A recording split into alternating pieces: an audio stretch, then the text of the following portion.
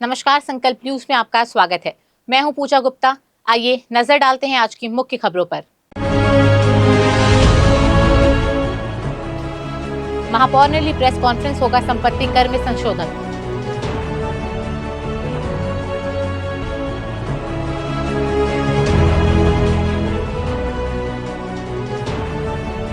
Online सट्टा racket का mastermind गिरफ्तार।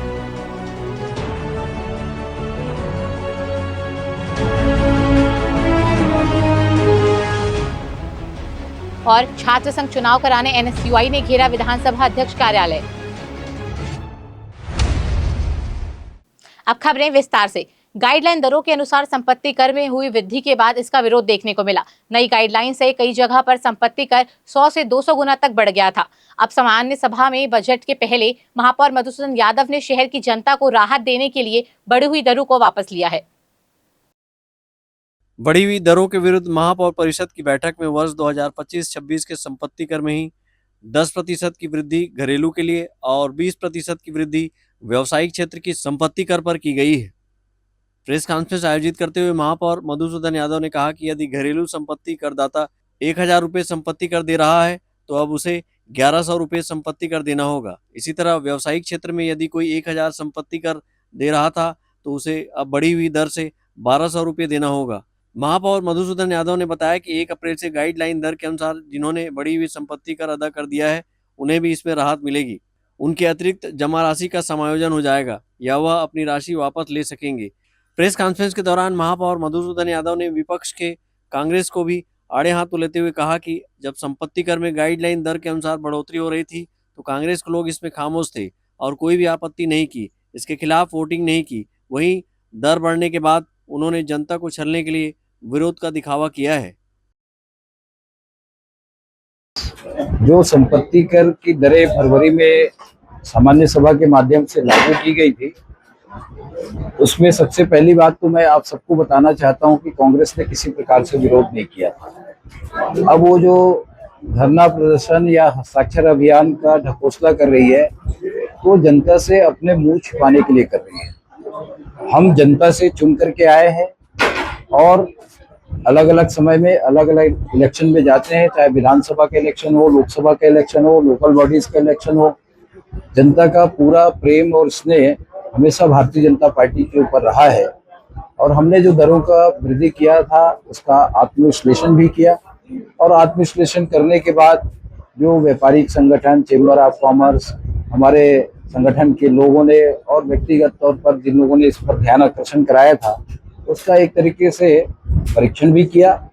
परीक्षण करके ये महसूस हुआ कि सही मायने में दरें कुछ ज़्यादा ही बढ़ गई है, तो हमने ये निर्णय किया, हमारे पार्षद दल ने, हमारी पार्टी ने, कि इसको व्यवहारिक और संतुलित किया जाए। तो उस दर को हमने केवल पिछले वित्तीय वर्ष यानी 2025-26 में जो दरें थी उसमें खुली भूमि पे 10%, आवासीय में 10%, व्यावसायिक और औद्योगिक में 20% की वृद्धि की गई है। यानी ये सामान्य तौर पर समझने के लिए मैं आपको बताना चाहता हूँ कि व्यावसायिक और खुली भूमि में यदि किसी व्यक्ति ने पिछले वर्ष 500 रुपया प्रॉपर्टी टैक्स पटाया होगा तो बढ़े हुए दर के आधार पर केवल 550 रुपये ही उनको पटाना है। औद्योगिक रूप से और व्यावसायिक रूप से जिन लोगों ने पिछले वित्तीय वर्ष में यदि 1000 रुपया पटाया होगा संपत्ति कर, उनको 20% वृद्धि के साथ इस वित्तीय वर्ष में केवल 1200 यानी 1200 रुपये ही पटाना है। तो जो कम से कम हो सकता है जिससे जनता और निकाय के बीच में संतुलन बना करके नगर निगम के संचालन में भी हमें जनता का सहयोग मिले और हम उनकी सेवाओं को बरकरार रख सके, इस तरीके से हमने उसका संतुलन करते हुए जो कम से कम संपत्ति कर में वृद्धि हो सकती थी उसका आज निर्णय, कल हमने पार्षद दल की बैठक रखी, पार्षद दल में निर्णय करके आज मेयर इन काउंसिल की बैठक रख करके इसकी मेयर इन काउंसिल से ही स्वीकृति प्रदान कर दी गई है और आगामी जो सामान्य सभा की बैठक होगी तो उस बैठक में इसकी पुष्टि कर ली जाएगी। राजनांदगांव में रविवार को छत्तीसगढ़ व्यावसायिक परीक्षा मंडल द्वारा परिवहन आरक्षक भर्ती परीक्षा का आयोजन किया गया। राजनांदगांव जिले के 26 केंद्रों में आयोजित परीक्षा में 6,784 परीक्षार्थियों के बैठने की व्यवस्था की गई थी। कड़ी जांच पड़ताल के बाद परीक्षार्थियों को परीक्षा केंद्र के भीतर प्रवेश दिया गया। व्यावसायिक परीक्षा मंडल द्वारा 50 पदों के लिए परिवहन आरक्षक भर्ती परीक्षा सुबह 11 बजे से दोपहर 1:15 बजे तक आयोजित की गई। 100 नंबर की परीक्षा में कुल 100 प्रश्न पूछे गए, जिसमें छत्तीसगढ़ से संबंधित प्रश्नों के साथ ही सामान्य ज्ञान, इतिहास और गणित के 2-3 प्रश्न पूछे गए। इधर परिवहन आरक्षक बनने के लिए युवाओं में काफी उत्साह दिखाई दिया। वहीं सरल प्रश्नों से उनके चेहरे खिल उठे। परीक्षा देकर निकले परीक्षार्थी कमल किशोर मार्कंडे और मीनाक्षी सोनकर ने कहा कि परीक्षा में प्रश्न काफी अच्छे थे। उन्होंने कहा कि प्रश्न ज्यादा कठिन नहीं आए थे, केवल 4-5 प्रश्न ही कठिन थे। आज ना परिवहन आरक्षक के लिए ना 50 पद के लिए ना छत्तीसगढ़ व्यापम ने पेपर लिया था, और जो प्रश्न का स्तर है वो 4 या 5 प्रश्न बस था जो कठिन था। बाकी जो 90 से 95 प्रश्न है वो बहुत सामान्य। और जो अभी ना लगातार 3-4 एग्जाम में अभी ट्रेंड चला है क्रम से जमाने वाला, उसी तरह से ये भी पेपर वैसा ही आया था। उलझाने वाले कोई प्रश्न? उलझाने वाले जो 4-5 प्रश्न था वो पढ़ने वाले लोगों को फायदा देता है, वही एक सिलेक्शन का नंबर रहता है। जो 4-5 प्रश्न कठिन सवाल रहता है उनको जो सॉल्व करते हैं उन्हीं का मतलब सिलेक्शन होता है। बाकी सामान्य प्रश्न को तो जितना भी तैयारी करने वाले हैं सभी लोग मतलब सॉल्व कर लेते हैं। और जिनका पीजीडी से हुआ है और अलग अलग तरह से कैटेगरी से बोनस नंबर है, तो बोनस नंबर वाले जिन लोग को मिलेगा ना उनको थोड़ा ज्यादा फायदा है वाले एग्जाम में, नॉर्मल कैंडिडेट की अपेक्षा ऐसा है। गणित के प्रश्न? गणित के तो लगभग 4 या 5 प्रश्न थे, और बाकी तो पूरा सामान्य ज्ञान था इंडिया और छत्तीसगढ़ का। परिवहन आरक्षक का एग्जाम था, 100 नंबर के क्वेश्चन आए थे। अच्छा गया एग्जाम, डिपेंड करता है रिजल्ट पे। अब रिजल्ट आएंगे तो कोई अलग टाइप के टफ क्वेश्चन वगैरह? नहीं, क्वेश्चन तो बहुत अच्छे आए थे। ज्यादातर क्वेश्चन किस टाइप के? सामान्य ज्ञान? हाँ, सामान्य ज्ञान से थे, छत्तीसगढ़ से और हाँ इतिहास से। परिवहन आरक्षक परीक्षा समन्वयक डॉक्टर अनीता बख्शी ने बताया कि इस परीक्षा के लिए जिले में 26 परीक्षा केंद्र बनाए गए थे, जिसमें 4,380 परीक्षार्थी उपस्थित रहे। वहीं 2,404 परीक्षार्थी अनुपस्थित थे।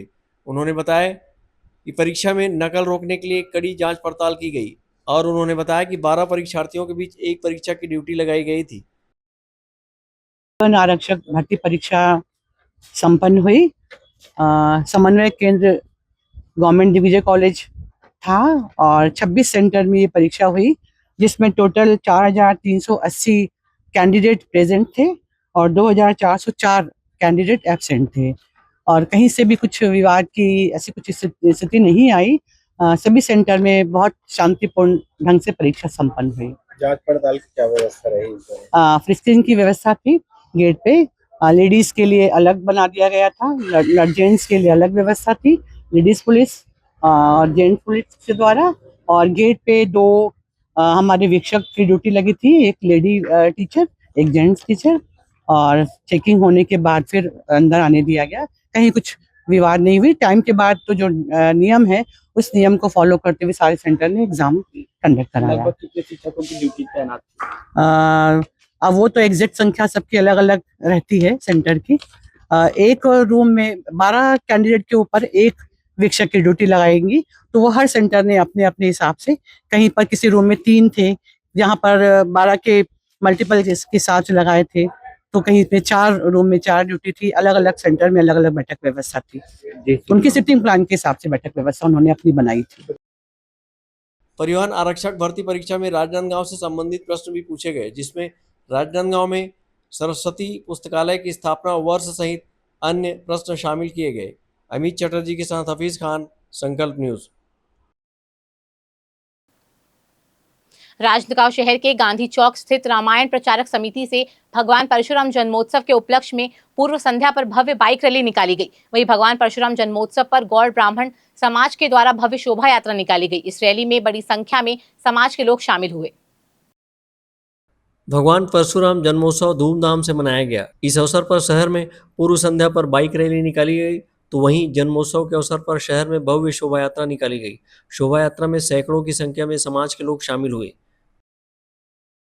ब्राह्मण युवक मंडल के तत्वाधान पे गांधी चौक स्थित रामायण समिति से भव्य बाइक रैली प्रतिवर्ष की तरह इस वर्ष भी अक्षय तृतीया परशुराम जयंती के उपलक्ष्य पे पूरे राजनांदगांव के मुख्य मार्गों से होते हुए ब्राह्मणपारा गांधी चौक से प्रारंभ होकर यहीं समाप्त होगी। उसके बाद भोजन प्रसादी वितरण का कार्यक्रम ब्राह्मण नवयुवक मंडल की तरफ से हर वर्ष की तरह इस वर्ष रखा गया है।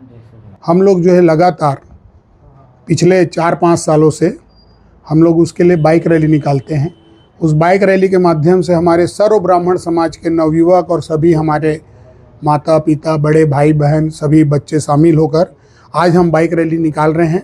और वो बाइक रैली जो है गांधी चौक से निकल करके दिग्विजय चौक, दुर्गा चौक होते हुए पूरे शहर में भ्रमण करेगी और एक अच्छा धार्मिक माहौल हमारे नवयुवक मंडल के द्वारा हर साल बनाया जाता है। इसे समाज के सभी लोग एकत्रित हों और समाज के अलावा भी जो हमारे अन्य लोग जो हैं वो सब शामिल होकर भगवान की पूजा अर्चना और आराधना करते हैं। शोभा यात्रा बालाजी मंदिर से निकल के भारत माता चौक, दुर्जन गली, रामाजी मार्ग, भरकापारा होते हुए परशुराम भवन मठपारा जाएगी। और प्रतिवर्ष अनुसार इस वर्ष भी धूमधाम से भगवान परशुराम जी की शोभा यात्रा निकाली गई है। और लगातार 50 वर्षों से विगत मारवाड़ी गौर ब्राह्मण समाज द्वारा लगातार निरंतर यह शोभा यात्रा निकल रही है। मारवाड़ी गौर ब्राह्मण समाज के द्वारा परशुराम जयंती महोत्सव का आयोजन लगातार 3 दिनों से जारी है। और जिसका पहला दिन महिला मंडल के कार्यक्रम, दूसरा दिन महिला मंडल के कार्यक्रम, बच्चों का फैंसी ड्रेस कार्यक्रम और भी विभिन्न कार्यक्रम, समाज में अन्य प्रतियोगिताएं रखी गई थी, जिसका बहुत अच्छे से संचालन और बहुत अच्छे रूप से इसको समाज में दर्शाया गया। और आगे की जो है हमने परशुराम जी की भव्य शोभा यात्रा आज निकाली जा रही है, जो बालाजी मंदिर से निकलकर परशुराम भवन की ओर बढ़ रही है। और इसमें हम आगे आज इसका प्रसादी का कार्यक्रम है, समाज इसमें बहुत अच्छे रूप से एकत्रित होकर इस कार्यक्रम को मना रहा है और भगवान परशुराम की जय जयकार कर रहा है।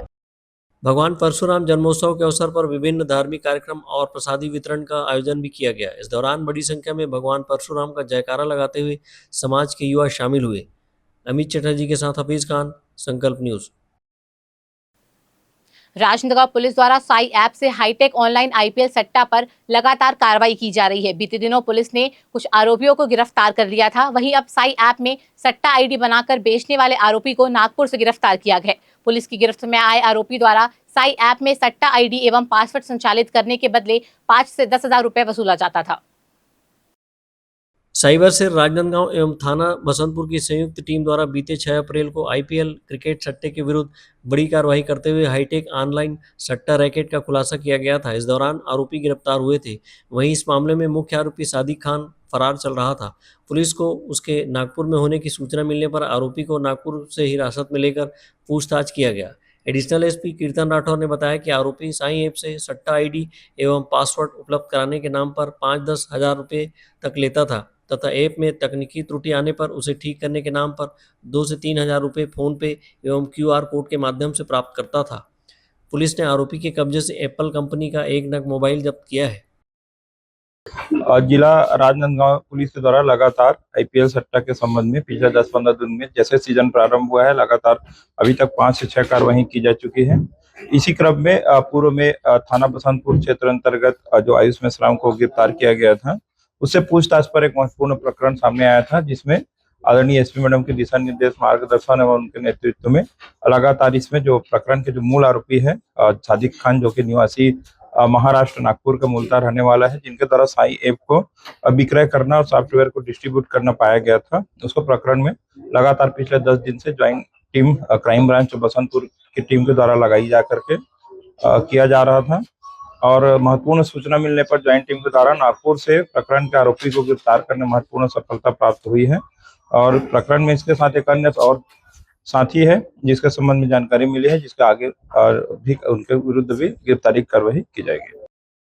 आईपीएल में ऑनलाइन आधुनिक सट्टे के खिलाफ पुलिस के द्वारा लगातार कार्रवाई की जा रही है और आरोपियों की गिरफ्तारी भी हो रही है। अमित चटर्जी के साथ हफीज खान, संकल्प न्यूज। राजनांदगांव में संपत्ति कर वृद्धि को लेकर विरोध तेज हो गया है। नेता प्रतिपक्ष संतोष पिल्ले के नेतृत्व में शहर के महाकाल चौक पर एक बड़ा हस्ताक्षर अभियान चलाया गया। नगर निगम द्वारा बढ़ाए गए संपत्ति कर के खिलाफ शहरवासियों में भारी नाराजगी देखने को मिल रही है। इसी कड़ी में महाकाल चौक पर नेता प्रतिपक्ष संतोष पिल्ले के नेतृत्व में हस्ताक्षर अभियान आयोजित किया गया। इस अभियान में बड़ी संख्या में नागरिकों ने भाग लेकर संपत्ति कर वृद्धि का विरोध किया और इसे वापस लेने की मांग की। लोगों का कहना है कि बढ़े हुए कर से आम जनता पर अतिरिक्त आर्थिक बोझ पड़ रहा है। संकल्प न्यूज के लिए अंकालू साहू की रिपोर्ट। अब वक्त है ब्रेक का। ब्रेक के बाद आप देखेंगे छात्र संघ चुनाव कराने की मांग।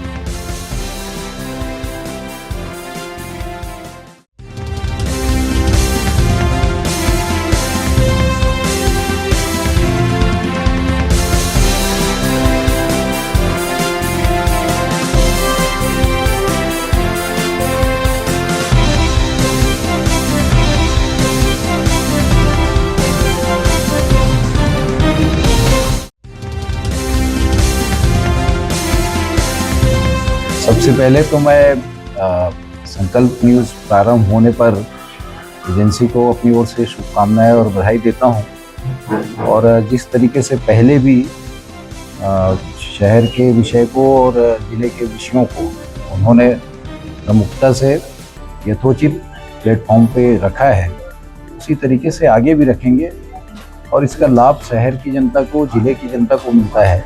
कोई भी विषय जो आवश्यकता है उसके अनुसार, चाहे वो जिला प्रशासन हो, राज्य शासन हो, जनप्रतिनिधि हो, उनके सामने रखने से करीब करीब ये विषय क्लियर होता है कि ये समस्या है और इसका समाधान आवश्यक है। तो इस न्यूज़ चैनल को स्थानीय स्तर पर प्रारंभ करने से हम लोगों को भी बेनिफिट है और पब्लिक को भी है। एजेंसी को हो ना हो, लेकिन जनता को जरूर है, तो इसका लाभ जनता को मिलेगा, सबको मिलेगा। मेरी शुभकामनाएं हैं और इसका लाभ हम लोग भी लेंगे।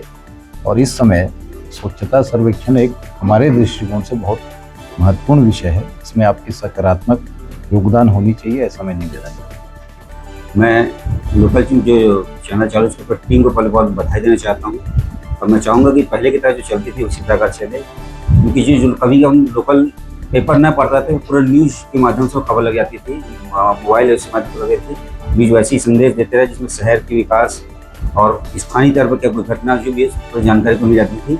मैं टीम को चाहूँगा उसी प्रकार काम करे और अच्छे से कार्य करे। संकल्प न्यूज को मैं पुनः एक बार बहुत बहुत बधाई और शुभकामनाएं देता हूं, क्योंकि संकल्प न्यूज ने पहले भी इस क्षेत्र में बहुत अच्छे तरीके से काम किया है और वास्तविकता जो जनता के बीच में रहती थी उसको बिल्कुल दिखाने का उन्होंने पूरा प्रयास किया है।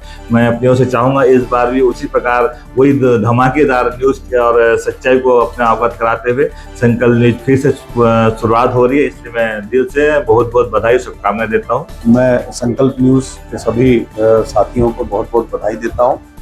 पहले भी निष्पक्ष रूप से आप लोगों ने शहर की आवाज़ को उठाया, सत्ता के गलियारों तक यहाँ के लोगों की समस्या को पहुँचाया।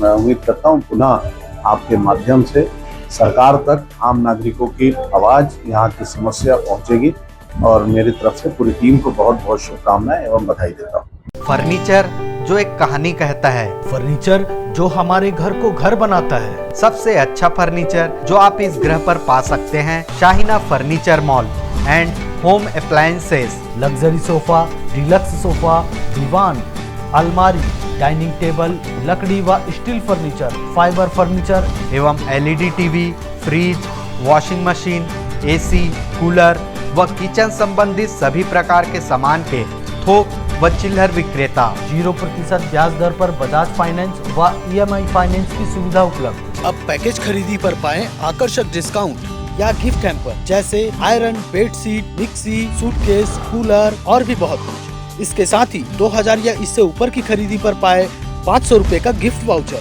शहर के पास भीड़ से दूर Shahina furniture mall and home appliances, Mahamaya Chowk से 600 मीटर की दूरी पर, डोंगरगांव रोड, गोकुल नगर के आगे चर्च के पास, राजनांदगांव।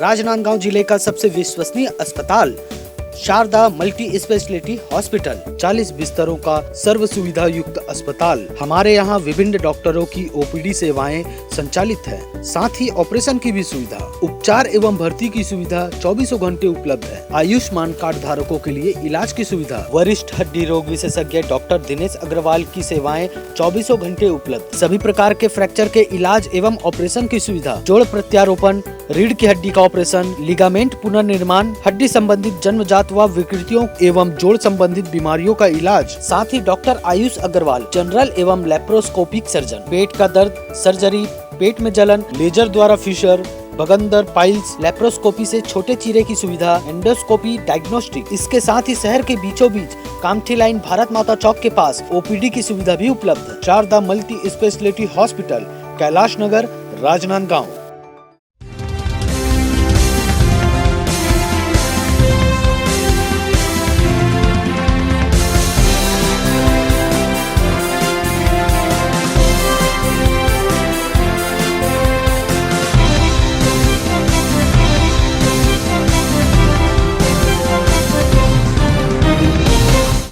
ब्रेक के बाद आपका स्वागत है। महाविद्यालयों में छात्र संघ चुनाव कराए जाने की मांग को लेकर एनएसयूआई द्वारा राजनांदगांव में विधानसभा अध्यक्ष निवास कार्यालय का घेराव किया गया। इस दौरान एनएसयूआई के कार्यकर्ताओं ने चुनाव नहीं करने को लेकर प्रदेश सरकार के खिलाफ जमकर नारेबाजी की।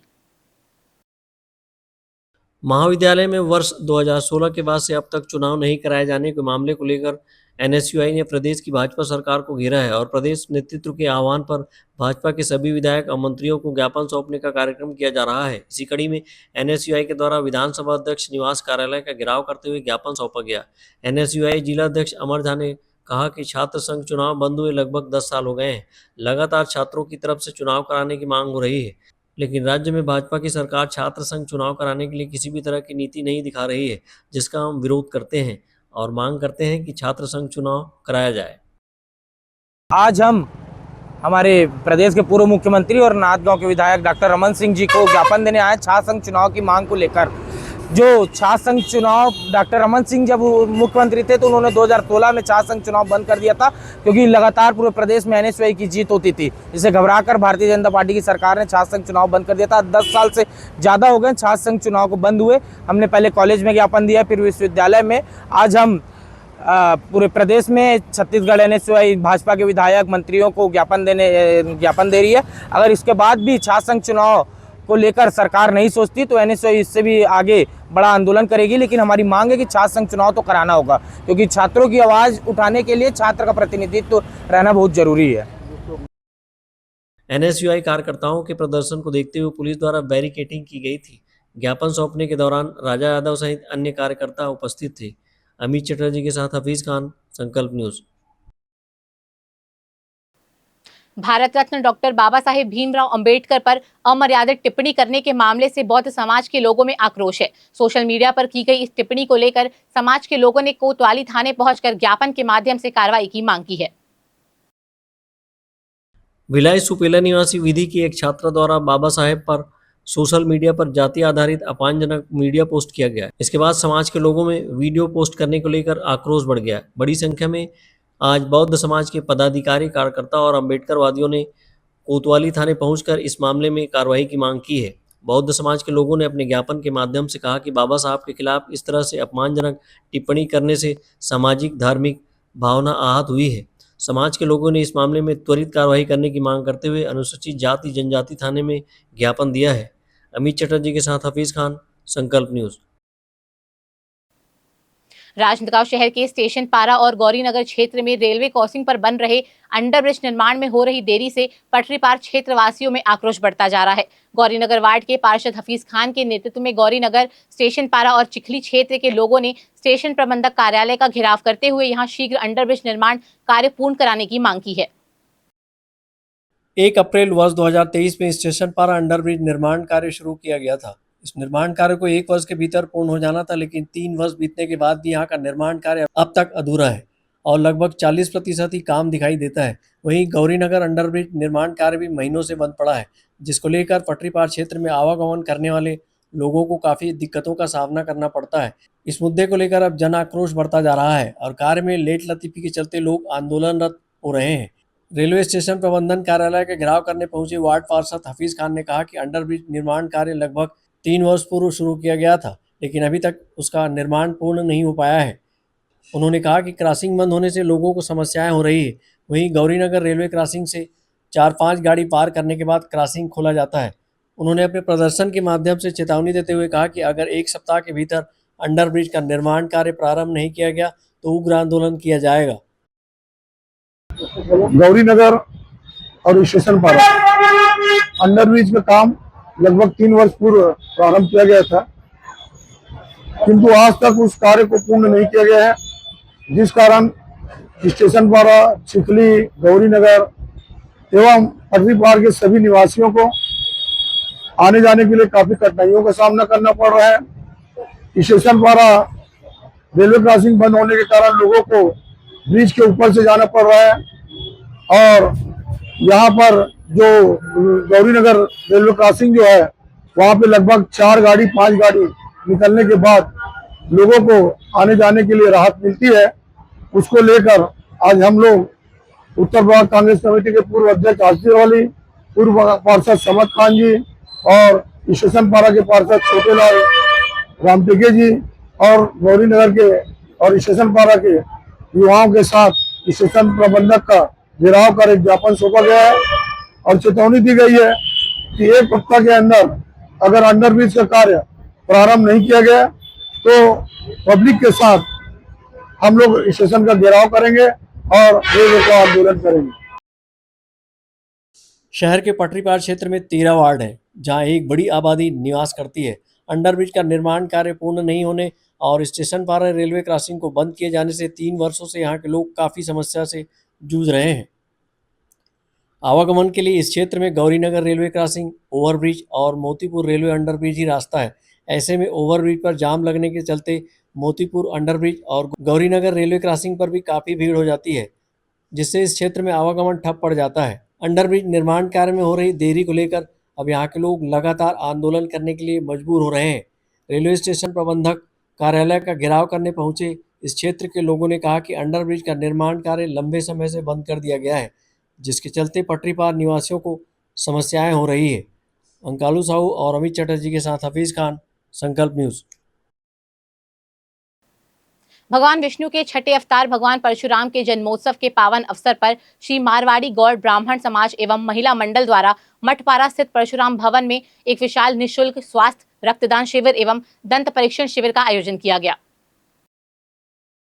शिविर में विभिन्न रोगों की ख्याति प्राप्त विशेषज्ञ चिकित्सकों ने अपनी सेवाएं प्रदान की, जिसमें एमडी मेडिसिन, यूरोलॉजी, गैस्ट्रोसर्जरी, ईएनटी सहित अन्य चिकित्सकों ने निस्वार्थ भाव से मरीजों का परीक्षण एवं परामर्श दिया। ईएनटी विशेषज्ञ डॉक्टर मिथिलेश शर्मा ने बताया कि इस शिविर में लगभग 50 से 60 लोगों ने विभिन्न स्वास्थ्य समस्याओं के लिए जांच एवं परामर्श प्राप्त किया है।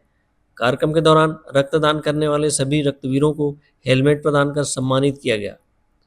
संकल्प न्यूज़ के लिए अंकालू साहू की रिपोर्ट।